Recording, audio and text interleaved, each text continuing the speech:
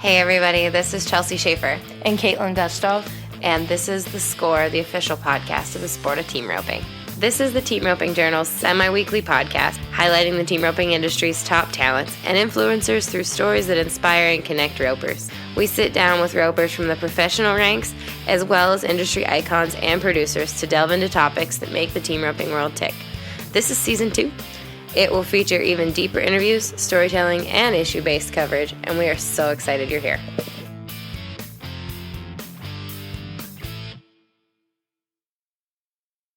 Hey everybody, welcome to The Score. This is Chelsea Schaefer. First, before we get into this great episode with Rhen Richard, I wanted you all to do some housekeeping. If you've been just kind of seeing our Facebook posts about The Score and then clicking listen and just kind of catching up with us that way, I want y'all to do me a favor. Whichever platform you're listening to this on, you can go and subscribe to our podcast. That way, you do not miss a single episode. If you subscribe to a podcast, you'll get a notification every time a new one comes out. And when we do bonus episodes, you won't miss them. I can look through all of our statistics, and it looks like sometimes you guys are missing those bonus episodes, missing short scores, and I don't want that to happen. If you subscribe, every time we release something, it'll go straight to your phone. You'll get a notification, and you will be in the know when it comes to the sport of team roping. So if you're on Apple, leave us a review and click subscribe wherever you're at. Whatever you're listening to this on, you should be able to subscribe on these platforms. So don't forget.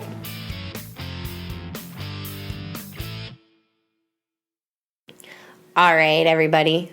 This week, we've got Rhen Richard, a $1 million cowboy from Roosevelt, Utah, who's an all-around hand. Last year, he qualified for his first Wrangler National Finals Rodeo in the heading with Quinn Kesler, and then in the tie-down roping. Richard, who was the Roosevelt Rookie of the Year on the heel side in 2008, grew up in Utah playing sports and team roping. His focus has been on the all-around since an early age, and in 2018, he came so close to a gold buckle, thanks to strong performances in the average in both the heading and the tie-down roping at the finals. On this week's episode of The Score, he's going to talk about that finals and his motivation going forward. Man, I'm a big Trevor Brazil, Tough Cooper fan, of course, but I loved seeing Rhen's name in the race this last year. It was so much fun to watch, and I know I was rooting for Rhen to keep things interesting and stay in the mix, so I'm really glad we got to talk about that experience on this episode. Also, Rhen's great horses have been such a huge part of his success, and he's got some fancy ones. He's had some really flashy ones over the years, and he tells us how he likes them to ride around and how he keeps them healthy. If you remember, during the NFR, we did a story on his Canadian-rooted buckskin horse, Festus, and Richard's going to talk about that horse's evolution and what else is going to be in his rig come this summer. And that's when he's going to kick off his partnership with Florida's Clint Summers. Now, we recorded this episode at the Cinch Timed Event Championships, so I loved getting to talk to him a little bit about that, too. Listen to it, enjoy, leave us a review, and thank you all so much. I will talk at you next week. Well, welcome to The Score. Yeah, glad to be here. Thanks for being on it. Well, how are you today, Rhen? Good. And yourself? A little sore. A little sore? A little sore. Because we're at the timed event now. I don't know when this episode's going to necessarily launch, but we're at the timed event, and how are you sitting on after 2 rounds? Not very good. I had to double jump my first bulldog and steer. I think I was 40 on him, and then yesterday I took a 60 in the bulldogging. Yeah. So, but the steers they're strong. Stronger this year than I've ever seen them probably at all events. So I think if I could just be solid from here on out, I'd still have a chance to win some good money. So that's kind of where we're at now. Yeah, I gotcha. Well, how's your year going with Quinn? Quinn and I, it's been kind of slow in the team roping. I don't know. We haven't roped bad, but the winter's just weird. I don't know. We haven't roped good at the right places, I guess, but we made it back at Houston, placed in all 3 rounds there. So, I mean, if you do good there, you're gonna have a great winter. So hopefully we can go have some luck. We made the Dodge finals, so we've got 3 good rodeos left. Gotcha. Now, we kind of just started off right in the middle of this year, but I want you to tell me a little bit more about where you grew up and where you're from. I grew up in a small town called Roosevelt, Utah. I'm not even sure what the population is now, but it was around 5,000 growing up. Really, we team roped growing up, but didn't know anything about roping calves or bulldogging. I was always big into football, and so the only thing we knew is you'll blow a knee out bulldogging, so I never did it. And I started roping calves when I was about a freshman in high school, so I guess I was a little bit behind as far as calf roping goes, but I've really worked at it here in the last 10 years, and just finally now starting to get horses where they're lined up, and I've learned how to win, better than before, and I don't know, it's just things are lined up now to where I feel like I know where to ride certain horses. I know the rodeos I want to go and enter, and I'm going to rodeo here for the next 5-6 years and see how it goes. With round number. Okay, wait, everybody. So I got to give you a scenario. We are sitting, relaxing, watching everybody warm up at the timed event while we were recording the beginning of this episode, and then suddenly everybody's voices started booming over the loudspeakers because Bob Feist and Justin McKee walked up and started kind of giving some sponsor messaging during the timed event, or during the break at the timed event. So we snuck upstairs. We sat into an office at the Lazy E. Thanks, Lazy E staff, for letting us use an office.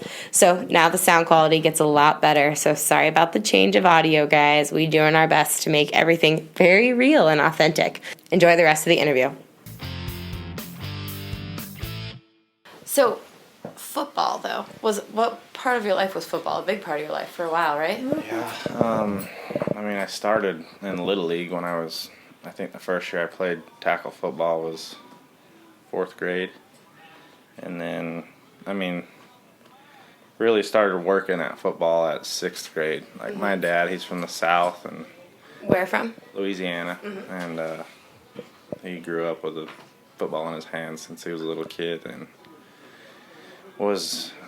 pretty much he's based his life off of football life. Like, he's real intense. He's always coaching. That's just, so since I was little, he's been my dad for sure, but he's our coach. You know what I mean? And so just learned a lot how to compete, and I think that's what part of learning how to win in the rodeo world is. It's so different mentally. You know what I mean? You can't just bear down and go tackle somebody, or you know what I mean? It's the mindset of rodeo is so calm and cool that it took me a long time I was always just trying too hard, and I feel like I've always had great work ethic. I've really put a lot of time into it, and that was hard for me because I seen the guys that were winning, and and I'm like, man, I feel like I'm as good as them, and I know I'm outworking them. Why aren't I winning? And I guess it just come with experience, but like I said, as soon as I just learned how to calm down and win when I needed to win on the right steers and calves, it's, just the last couple of years it's been a lot better. So what did you do to change your outlook on things? I don't think nothing with my practices. It was just, knowing when to back off and when to press, and just like having a few breaks here and there to get a guy's confidence, like just making the NFR last year, it helped me a lot because it was always in the back of my mind, like, man, am I good enough? Like, I think I'm good enough, but maybe I'm not. And to finally make it into events and then to go out there, and really I had a mediocre finals in my mind, and I won $140,000. So I won second in the average, and I feel like there was 4 or 5 runs where I should have won first, second, or third and didn't. So it was a big deal for me to be like, all right, I need to sharpen up here and there and change a few things, and I'm right there. Yeah. Now, the 10th round of the finals this year. How, talk about that steer and that. Well, I kind of pondered on it all day on what I needed to do, and I know it's it's one of them games that's hard to have a game plan before. I mean, you have to react, and that's kind of what it is. But I knew that for me to have a chance to win the all-around and to beat Trevor Brazil, I mean, and I'm not being that arrogant. I just, how many times are you going to have a chance to beat Trevor in the all-around? And instead of backing off, and not backing off, but instead of just going and catching like I knew I needed to do to win another $30,000 in the team roping, I went at that steer to try to win first or second in the round. And the steer that we had was strong. They'd missed him twice, because that was the fourth run on those steers. They'd missed him twice, and the other run, Aaron and Trey run him. They were like 7 on him. Like, he was strong, but I got a good start, and I took a good shot, just split the horns. But, I mean, heck, I wouldn't change a thing. You know, I don't know what it would have done if I would have won the round, but at the time I was only 40 or 50,000 back, and I was winning second in the average in the calf roping and third in the average in the team roping. So it could have went either way. If they don't win nothing and I place in both rounds, I win the all around. So that's kind of how I went about that last steer. Now we're at the timed event. We're talking about your chance to win the all around. How important is the all around over the individual events to you? Like, where do you rate that? Well, I've always been a big all-around guy. Like, I mean, Trevor's my hero in the rodeo world. He's just, to be that good at that many events, I mean, I don't care what anybody says. That he's amazing. And for me to go to the NFR this year and see what it's all about, like, it's not just go out there and have fun and you made the NFR. Like, it's a grind, you know. I mean, 5th round, I was like, can we just be done? Like, I'm wore out. My horses are getting sore. Like, it's work. And for him to do it as long as he's done it and be that successful, man, he's amazing. Is tripping in your future? Yeah, I bought a horse. You did? This winter, and he's just a old campaigner. I knew if I didn't buy one that I was just going to keep putting it off. And, yeah, I'm going to practice. And then it's just so I bit the bit, bought a horse. So now at least it'll give me some reason to practice throughout the year. It's just, I mean, I rope the horns every day, but it's the angles, you know what I mean? The angles are different in tripping, and I think I just need to do it. So I'm excited about that. Talk about your switch from heeling to heading. I'm sure we've talked about this a lot, but why did you make the switch, and yeah, what went into that decision? In my mind, and I don't want this to sound arrogant when I say this, but I felt like I could make the NFR heeling, but I didn't feel like I was getting that tier of guys that were the top headers. That were lining up to rope. And I had good partners. I'm not saying I didn't, but I was young when I first started, and I had good partners right off the bat and got close and didn't.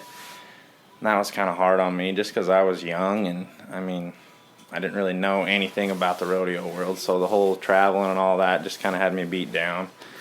And then we got to a point to where every header I roped with was riding our head horses, and my brother at the time had kind of quit roping, and heck, I would practice on the head horses, keep them sharp, and then they would ride them at the rodeos. And I knew that if you head good, you can get good healers.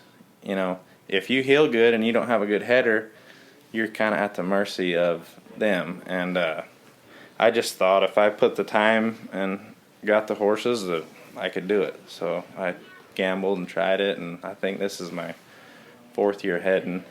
So I heeled for about 5 years, and now this will be my 4th year heading. I made the NFR my 3rd year. So if I can just keep head horses, and I mean, I'm still learning a lot about heading, so hopefully it'll be good.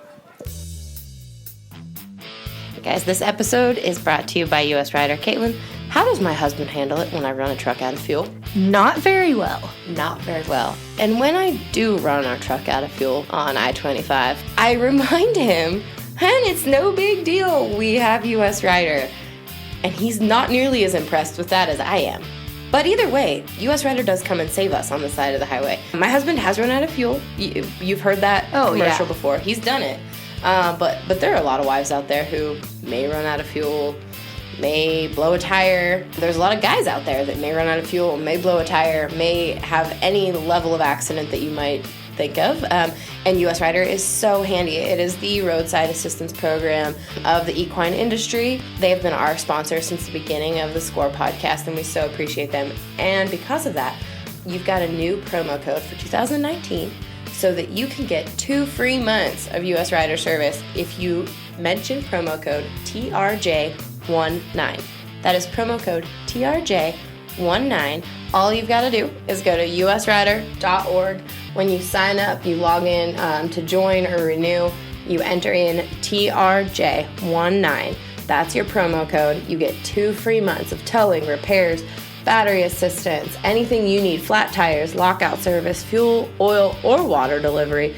And you get enrolled in the Winner's Circle Advantage benefits and discounts. With that code, TRJ19, you get 2 free months of it. usrider.org.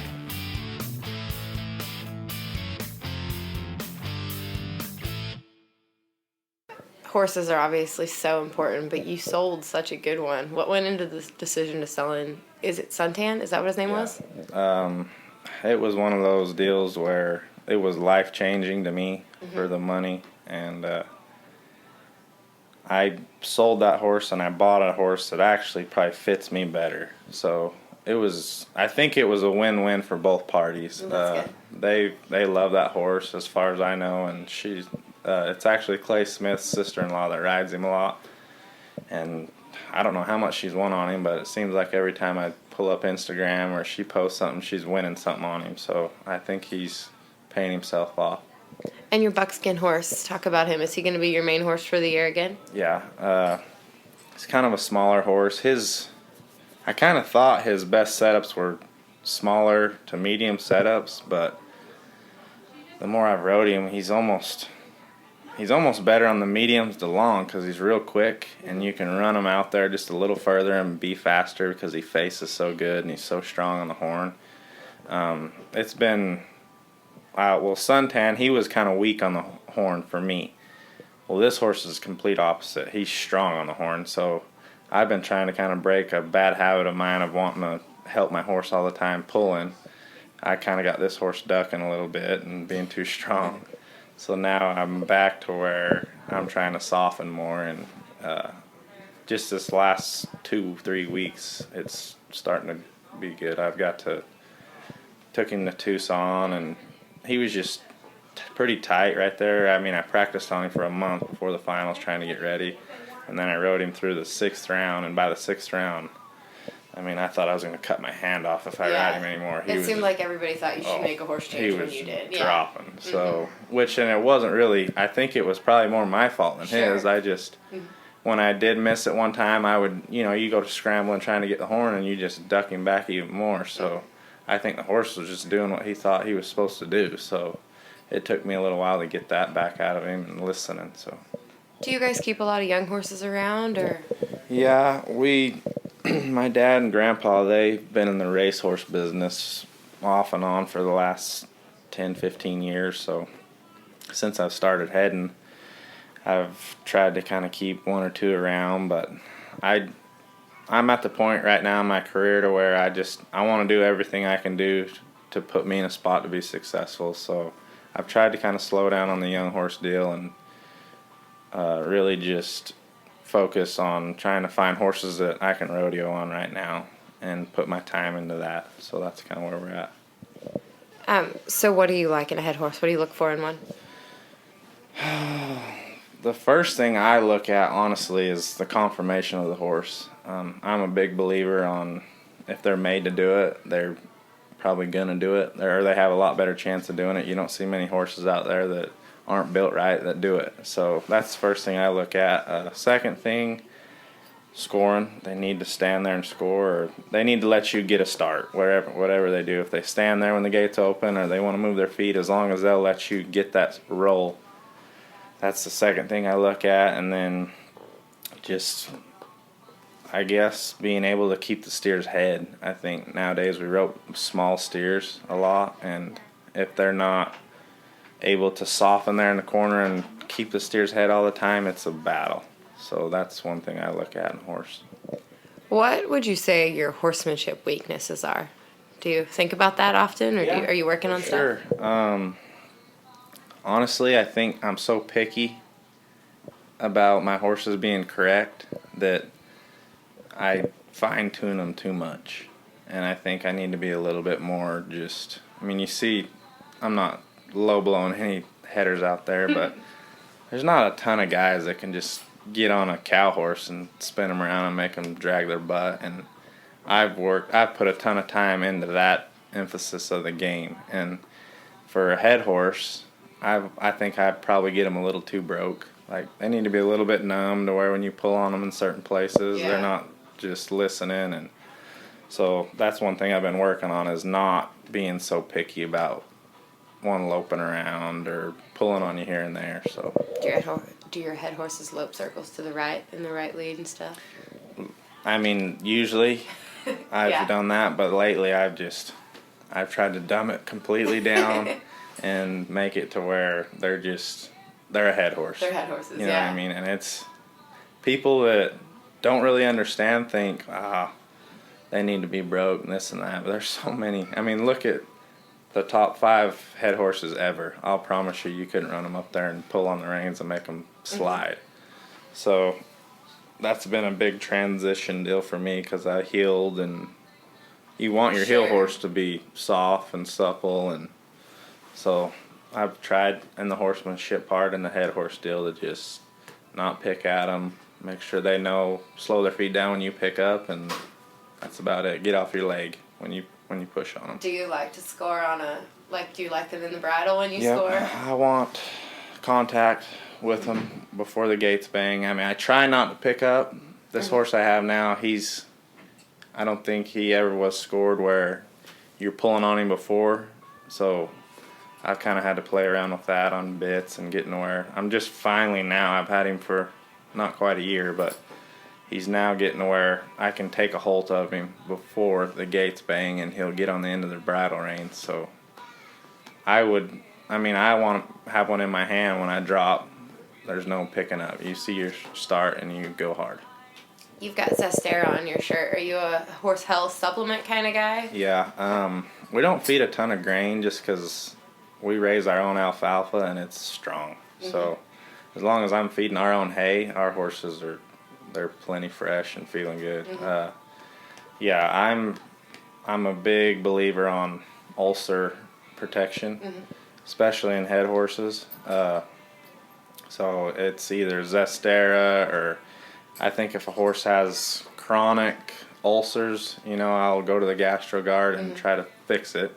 And then the Zestera has been really good. Like, even our race horses, we've kept them on the Zestera, and it's been really good for our program. Have you had ulcers in the past on head horses that you've had to deal with? Yes. Most of the running horses that I've had, they're chronic ulcer. I had to keep them on something 24/7. Yeah. It's kind of expensive to do it that way, but in the long run, if they're helping you win more, it's really not. You got to look at it the right way.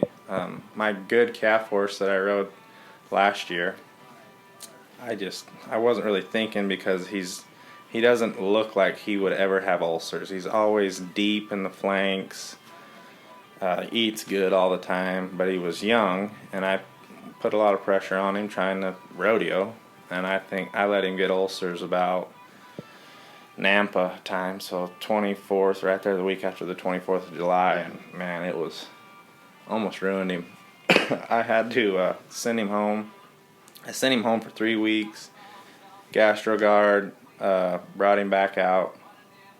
Did good there for 2 weeks. Killed him on him, and then it just kind of slowly come back.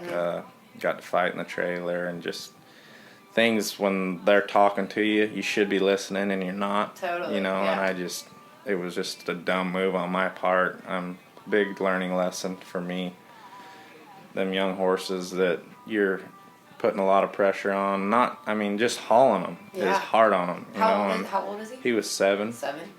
So, and I mean, his best deal would have been at the NFR, and I didn't get to ride him there. I just turned him out, because he was just, I didn't know whether he was hurting still, his belly, or if he was just mentally wore out, but I didn't want to take a chance of ruining him, so we treated him with the GastroGuard. I turned him out all winter, and now we're just barely bringing him back in and getting him in shape. Just think about how many problem horses, like, probably just have ulcers, or it's the problems just started as ulcers. That's crazy to think about. Yeah, there's so many people out there that need to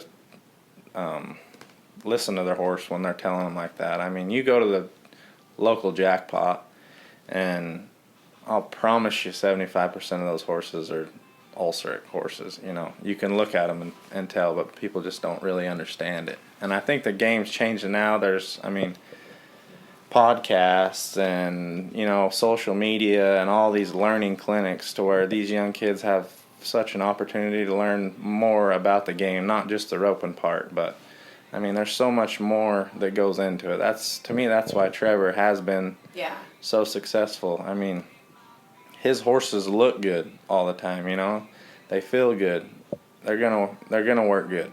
It's just like a human, If you don't feel good, I don't know if you've ever had an ulcer, but I'm pretty sure I had one there before the finals, just being stressed out. And I thought, if this is what my horse feels like, I totally understand, And I had to get on the omeprazole and try to fix it, and so it's a real thing. Yeah, I get to feeling like maybe some stuff doesn't work, and then my neck gets out of whack, and I need to go to the chiropractor and get it fixed. And I'm like, I should definitely take my horses to the chiropractor. Like, that sort of stuff is so, all of those therapies seem to matter. Yeah.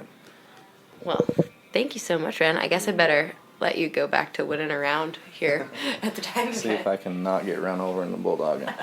Try really hard. Thanks, Rhen. Okay, everybody, thank you again for listening this week. Looking forward to a big, long summer, like I said. Remember to subscribe to this podcast wherever you're listening to it, because we are going to have so many bonus episodes with all the cool things that are happening this summer. We'll be at the BFI. We'll be at Cheyenne. We will be just about everywhere where cool things are happening in the sport of team roping. So I don't want you to miss an episode. I've got lots of fun, special stuff planned for you for this summer. So thank you all so much for listening. Thanks to everybody that's helped produce this episode and every episode of the Team Roping Journal. And we will talk to you next week.